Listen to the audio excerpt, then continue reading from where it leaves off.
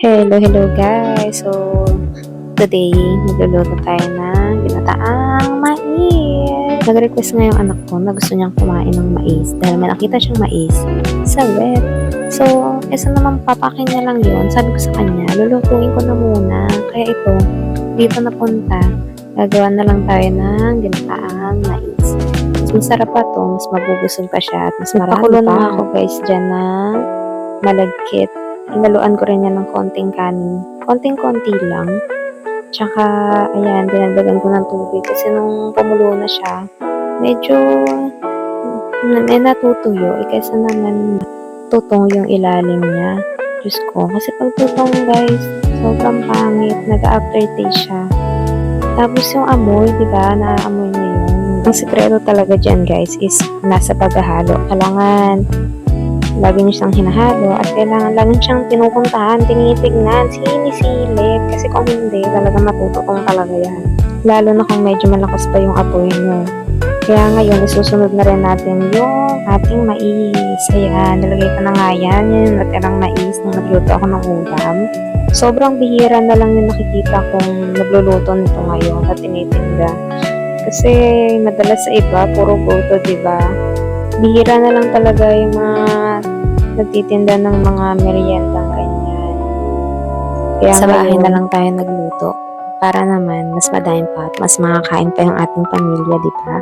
So, ayan, minekos-mekos ko na nga yan dahil medyo luto naman na yan. Dinadagdagan ko lang ng tubig kapag kumukonti na siya. Tsaka, nilagyan ko rin yan ng gata, guys. Yan, Coco Mama yung gamit natin dahil tinamad na nga akong lumabas. Dahil sobrang init, ayokong matusta. Kaya ayan, Coco Mama na lang yung gamit natin. Chinek ko talaga muna kung meron akong Coco Mama. Kasi mahirap naman magluto niyan kung walang gata. Kaya dapat pag nagluluto kayo, chinecheck nyo muna yung mga ingredients nyo bago kayo magluto. Kasi pag walang yung ingredients nyo, ay, nako, kung tinola yan, magiging sinigang na yan. Dahil pag may nakaligtaan kayong isa lang, nako, iba na ang kalalabasan. Hinayaan ko na nga yan guys na kumulo siya para naman maluto yung ating gata. Iba kasi yung lasa guys kapag lutong-luto talaga yung gata natin kahit pa hindi fresh na gata yan. At pag kumulo na guys, halu-haluin nyo kahit pa paano para hindi manikip yung ilalim. Nilagyan ko na rin nga pala ng condense yan para tumalis at magkalasa ang ating ginataang mais. Mekos-mekos niya ulit. Ayan. Sa tingin ko medyo luto naman na siya.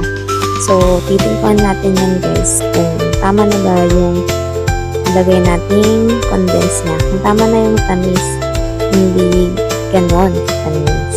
Hirap kasi yung tamis naman. Diba? Pag sobrang tamis, nakaka-asuya naman din. Kaya ayan, kailangan balance lang guys. Tinikman ko na nga rin yan guys. At para sa akin, okay naman na siya.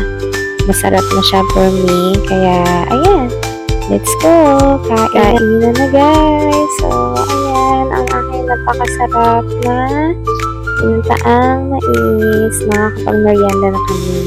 And, yan lang. So, ano? Tara!